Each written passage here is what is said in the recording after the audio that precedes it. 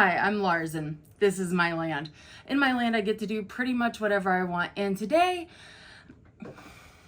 Paul McCartney is dead. It's the most unbelievable conspiracy theory that has endured more than 50 years. So I'm gonna talk about it and you're gonna listen because it's my land. We're just gonna jump right into memos. So welcome to Annoying Memos land. Beep, beep, beep, beep, beep, beep, beep, beep. Perhaps, probably the most important thing is that I've got a cat over here. His name is Jack. He is black with a white stripe and he does not care about you or the focusing of the camera. So he makes the rules. I don't. I apologize. If you're new here, I talk mostly about the Beatles and sometimes TV and movies. I've been working on a video essay on the TV show Lost for so long now that if I don't mention it in every video I do, I will become the subject of a death conspiracy. And I really would just prefer people think I'm alive. I would absolutely love it if you would like and subscribe and all of that jazz. It helps me out a whole lot. Follow me on Twitter at ThisIsLarsland. I am on there constantly because my job is on my computer constantly. Before we go back to my land, I wanted to let you know that TV tilts and I have the driest eyes in the country. I haven't been crying. It's just the way I look. Now let's go back to my land. If I can get through this without spilling water on myself, I'm gonna get myself a cookie or some. And I'm going to be watching the Paul McCartney Really Is Dead mockumentary and reacting to that. So stick around for it. It's crazy. So this theory is wild and there are lots of speculation around it and lots of camps say this date or that date or yada yada. The theory that I'm going to give you is the generally agreed upon theory. And if I miss things, it's because there are so many things that it's easy to miss. The theory is that September 11th, 1966 or November 9th, Paul was in a car crash because he had left the studio after a rift with the boys. They were working on Sergeant Pepper. He was so angry, he stormed out. He was either distracted by a meter maid named Rita or talked to her or did not talk to her. He got in his car and he drove away really hastily. Rita perhaps walked in front of his car or didn't, and there was a traffic light that he did not notice had changed from a day in the life. And then he got in a car crash and was decapitated, as in you were in a car crash and you lost your hair from Don't Pass Me By. There was a funeral. John did the eulogy and the Abbey Road cover shows John being the Holy One, Ringo being the pallbearer, Paul being the corpse, the only one out of step, holding a cigarette in his right hand and he's left-handed, and George wearing denim was the grave digger. They buried Paul in secret. They dug his grave themselves. The reason why they had to hide Paul's death was because the world would become so just absolutely hysterically upset that hundreds of women, girls, they would just have to end their lives. I see that. Like, I do see that. I think if one of the Beatles died, I don't know if we're talking hundreds, but I'm sure it would happen. And that's why it gives a little bit of credence to, oh yeah, they would have to hide it. So apparently the MI5 and this officer named Maxwell, they found a lookalike or a Paul impersonator. Some people say his name was William Campbell, but eventually he became Billy Shears and he underwent a bunch of plastic surgery and started impersonating Paul. This is why they stopped touring live and they started putting hints in their songs. There's a bunch of examples. I'm going to go through them in a minute. The way that the theory spread is like what's really interesting, because if you know information about the Beatles, it doesn't track. The way that Paul's nose crinkles is exactly the same. So if you're like crazy like me and all of you guys, because there's 700 of you and you're here for this, no, that's insane. You know, that's absolutely not true. There's conversations about why it started, but sometimes people just make up rumors that Paul was dead. A student made an article about rumors on campus that Paul McCartney was dead. And then a DJ in Detroit had a live broadcast and he talked about it for an hour, speculating, adding more information, more color to the theory. If you hear a noise in the background, my cat is eating. And then a student at the University of Michigan published like a satirical article creating more and more buzz about the theory. And then more and more DJs started talking about it. People started getting interested. It got to New York. And eventually the rumors spread to the point that Apple Corps is getting calls. It started around October 12th of 1969. At this point, by the way, the Beatles are like broken up.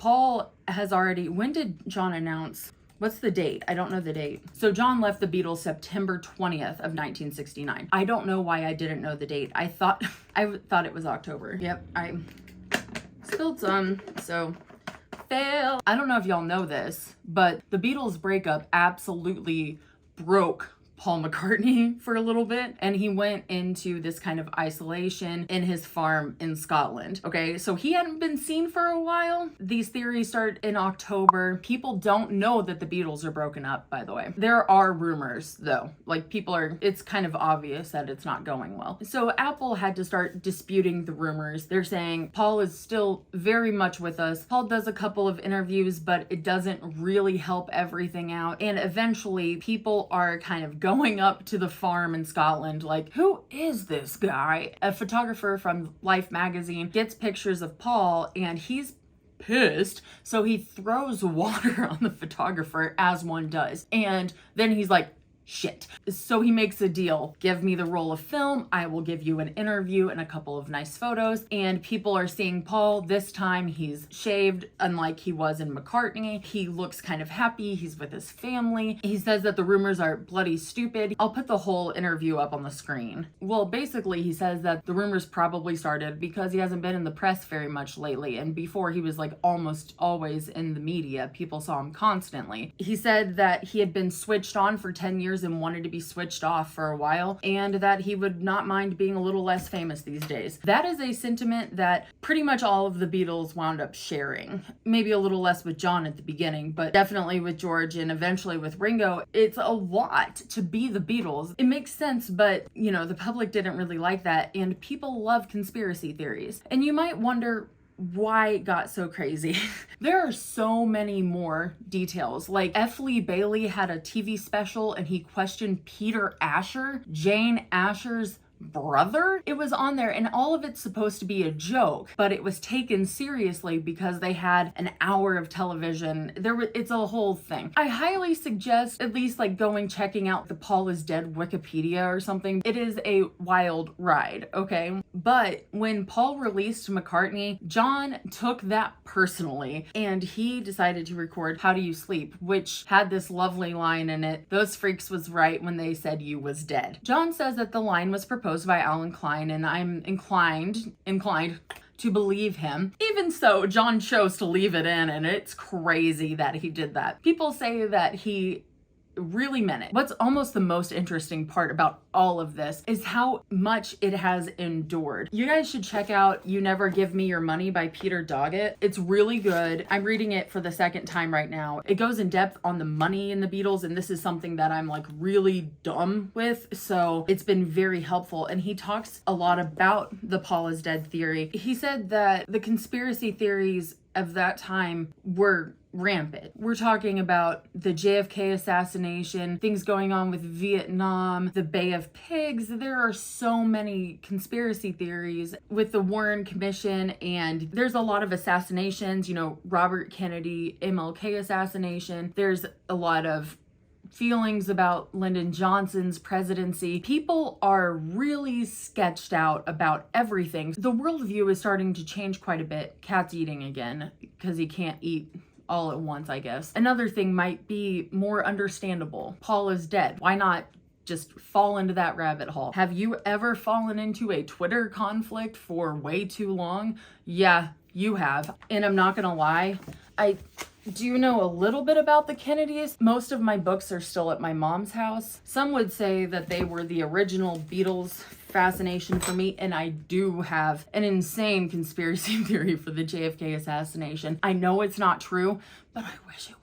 I can't say it on the internet. I'm not kidding. I think I would get flagged. So I do know a little bit about the conspiracy theories surrounding it and how much the world did not trust the government or anything. The thing is that people kept bringing it up. Over the years, people would ask questions about it. There would be jokes made about it. It stayed in popular culture, therefore it stayed top of mind, and conspiracy theorists always hung on to this one. And it was fun. Paul did have a moped accident, and his lip was split, and all of the dates are completely off for that. Like, none of it works. The Paul is Dead conspiracy theory is stupid. Like, it really is. If you're like a regular Beatles fan, if you pay attention to the dates and things, it's none of it works. It's hilarious, honestly, but it is so interesting how it has endured. It has stayed in popular culture. There have been documentaries, and there was a mockumentary made on it, which I'm about to watch. In 2009, Wired Italia freaking published an article where forensic scientists analyzed the skull of Paul and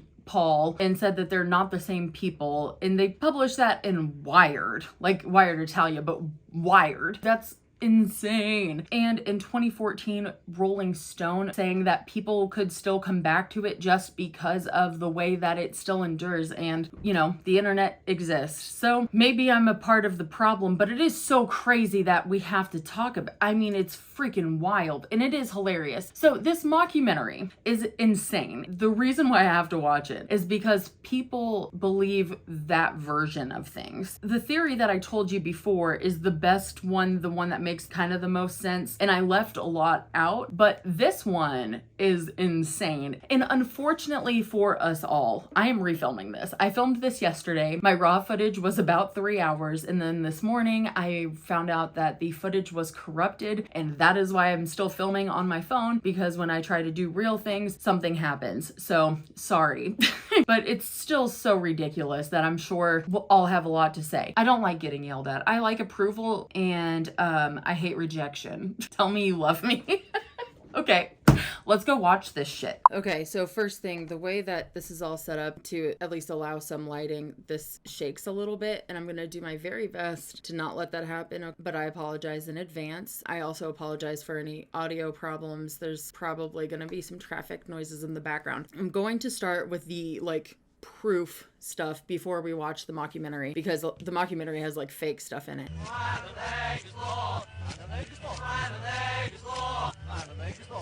Obviously, there's that thing, I don't know if it's confirmation bias or whatever, but if you've heard this is what it's supposed to sound like beforehand, you're much more likely to be like, oh yeah, that does sound like that. I don't think it necessarily sounds like I buried Paul at all. I don't really get the buried, the b there at all. If you heard it beforehand, I could actually see why you'd be like, oh my God, it does sound like that. Let's move on to the next one, the claim that I buried Paul in Strawberry Fields Forever. Now, I have to turn up the volume very loud or else it will not register, so I'm gonna do my best to make sure.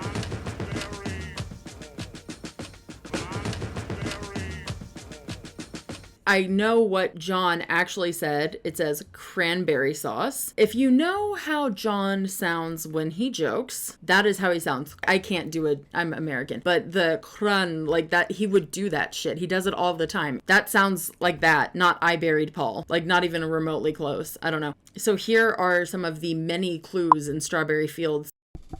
Okay, so first off, Strawberry Fields music video promotional film was directed by, I think, like Peter Goldman, right? So obviously they're claiming that fake Paul, is being shown here because he's on the screen every time it says nothing is real. Once again, not directed by any of the Beatles. Those are the main things we have to listen to. Okay, let's get started on this hellscape. I'm Joel Gilbert from Highway 61 Entertainment. This is so fucking cringe. Sorry, I'm back to the loud chair for this. This is so cringe. Honestly, I can't with this shit. Back in our offices, we received an unmarked package. Bum, bum, bum. I am, oh God, how short. We're 2 minutes in, baby. We are screwed. The tapes were labeled The Last Testament of George Harrison. So I should mention here that for the Last Testament is spelled incorrectly. On the tapes was the voice of a man claiming to be Beatle George Harrison. Today is Thursday, 30 December, 1999. Good start on the George impersonator. Let's listen to it for a second, and then I would love to quickly remind you what George actually sounds like. Oh, before we do that, look at all of this lovely, obscured and twisted footage. It's weird because this is a documentary, I think it came out in like 2010, okay? It's not like they had a DMCA claim to worry about, right? I don't know. But they have all of these insane vignettes. It is so funny. I mean, honestly, it is like the funniest thing ever. Oh, and I should also mention that like every photo, every sound bite is edited to make it sound like George or Ringo say fall instead of Paul. Every photo of Paul post 1966 is edited, does not look like the actual photos. And the reason why I know this is because I have an insanely large file of Beatles photos on my desktop. Don't judge me. It was almost exactly 20 years ago that John Lennon was also attacked. But I do have to say, I really am not a fan, even as a mockumentary, of making a joke out of John's murder and George's vicious attack in order to further the joke of, oh, Paul is dead fans or Paul is dead truthers, whatever, are ridiculous. Leave this out of here. I think I'd train elephants in the zoo. Yes, that's what it said in the paper. But, you know, I mean, I've never heard of it. It's nice to be popular, it's nice to be loved, but it's not so nice to be chased around and on the front page of the paper every day of your life. And also, while we're here, I might as well just show you one of my favorite George Harrison moments. He makes sure everybody has a smoke. Look at him. Like, it's just, he's so cute. Now that we've established what George actually sounds like, so of course what they're saying here is right before John's death, he said that he was going to go public about them hiding Paul's death. And then, of course, he was suddenly killed, right? The point was when John wanted to come forward, the MI5 Maxwell threatened him. By the way, there are a ton of walruses in this. I have a walrus phobia. I did okay. I'm gonna try to edit around it. If I have any funny reactions, I'm gonna leave them in. I'm a lot better with my walrus phobia than I used to be. Like, I can see them on screen. And the only way to get over a phobia is exposure. Anyway, if you want to know more about that, I've made a video on it. It's really short. So, fun fact, because this isn't Beatles music, I can have things play for 15 seconds straight, maybe, without getting claimed. I can have longer bits and everything. You might see little clips of me, like, reacting like this. Do you think this is going to be a controversial tour like the Philippines was? Oh, no. No, it's going to be fine.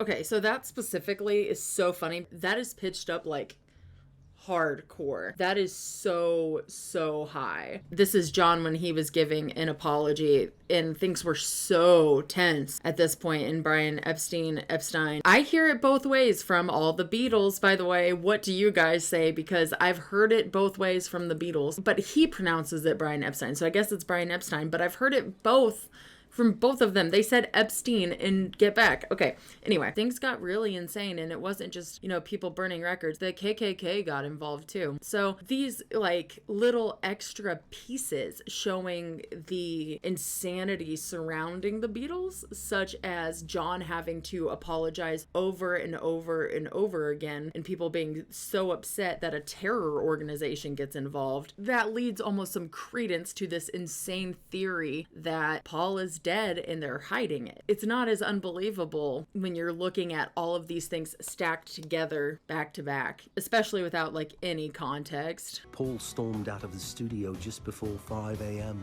I recall it was raining heavily as Paul drove off in his white Austin Healey. So we're talking about the accident. This is Maxwell, who somehow looks like Winston Churchill.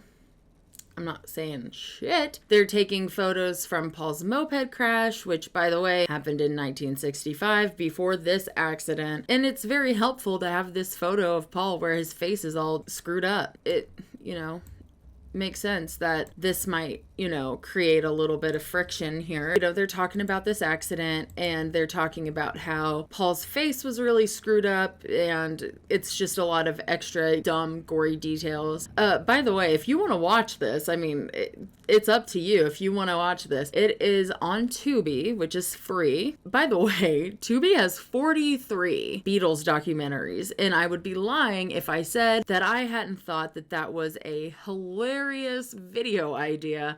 I've only watched 3 of them. That's a cat. Okay. Now all crying. Maxwell then said, "He kind of looks like a walrus, doesn't he?" I'm in Screaming, hell, I'm "No, in hell, I'm in hell. I am the..." Okay, I think it's done. Okay. For fuck's sake. See, okay, so they keep editing it, and then you think you're in the clear, and then they come back up with another fucking walrus, like... We knew this to be true. Hundreds of our fans worldwide would kill themselves. Maxwell suggested a solution. MI5 had expert cosmetic surgeons who could create a double, but we had to swear to secrecy. The penalty for revealing what we did would be death. We all agreed. Paul McCartney. Not the rubber sound. Like, this is so funny to me. They do that look, that little thing so many times. It is so, they do that so many times. It is like embarrassing to watch. And it's so funny and it's so bad. John gave William the nickname False Paul Fall, in case he was overheard. The rise of Paul McCartney. Yeah, and that's the whole thing. People still call him that. These Easter eggs are hilarious because they start with like Rubber Soul, which once again, the dates are off. And proposed it be named a Paul Corporation to be less obvious. Shame. It's hilarious that throughout this documentary, they say that this guy got better at singing and playing bass. The idea that someone who maybe knows a little bit of music or none at all or whatever could just like show up and play bass like Paul McCartney? Baby, please don't mess with me. Don't do this to me. Come on. So stupid. Yeah, and this is an upside down heart to like show that his heart is broken. Oh, it's an ace because Ringo likes playing cards. And then ace is also the card of death. It makes so much sense. Da-na-na-na-na-na. So I should also explain that in these photos here, any sort of bruising or anything like that, that is edited in. So that color was edited in. That doesn't actually exist. These pictures, like they're super edited. I don't know. They just gave him like this huge nose. And I do also love that every like fake photo from like the fall before surgery and stuff like that, like none of them look alike. They all look like different people. Father McKinsey, writing the words of a sermon that no one will hear, no one comes near. It's so stupid. Every single line of every single song has some sort of significance, and we have to explain every single line of every sintle song. Fall appears to be lying in a coffin. Are y'all... This is what I'm talking about right here. This color right there. That's not in the photo. And by the way, they use these like constant different edits. I think this is so stupid. Like, are mockumentaries ethical? But the thing is that they say that it's a mockumentary. Well, do they here? No, they say that it's a documentary here. Starring George Harrison, Paul McCartney, John Lennon, Ringo Starr, directed by Joel Gilbert. I mean, I have no idea what the actual Beatles think about this. I don't think they've ever talked about it. But like, it's just stupid. It'll still make them money.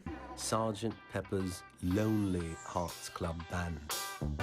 And he would flood Sgt. Pepper's with clues. Now, of course, the Sgt. Pepper album cover is where a ton of this speculation comes in. The best part about this is that they say that Paul is cardboard and that the other ones pose together, which is just hilarious since they're all just cutouts of their own photos. The basics of this is that the Sgt. Pepper's Lonely Hearts Club Band is showing the funeral of Paul and all of the people who would have been there and all of the things that he affected. There's supposed to be apparently so many conclusions to be drawn, but none of these make sense. They're showing dead and then almost died and then Bob Dylan and like that's somebody who's still alive. Dude, it's so stupid. None of it makes sense at all. Finally, Fall is wearing a badge on his left arm with the initials OPD, officially pronounced dead. I do love these. Like, in this world, are we just expecting that Billy Shears is just like, yeah, that's cool, let's just do all of this stuff? Or is he supposed to be stupid and just doesn't ask? Like, why are we putting on this OPD patch? Like, why are we doing it this way? He doesn't ask?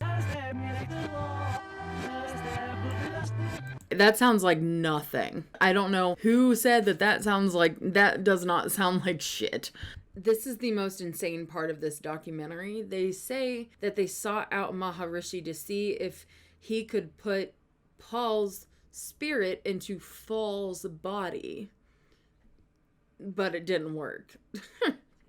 Paul's body. Paul's drawing is the only one whose face is covered and eyes closed, a reference to his burial. Do not take a shot at how many times I roll my eyes. Funny drinking game, but fatal, okay? Don't do it.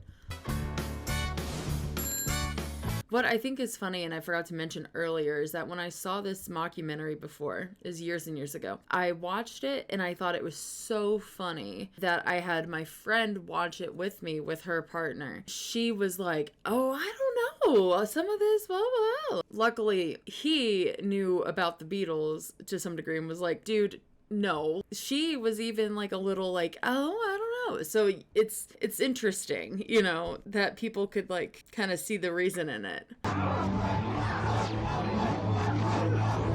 Either you are putting out the Easter eggs because you feel so bad that Paul is dead and that you don't want to hide it, or you think it's hilarious that you're pulling the wool over everybody's eyes and saying, ha ha, Paul is dead.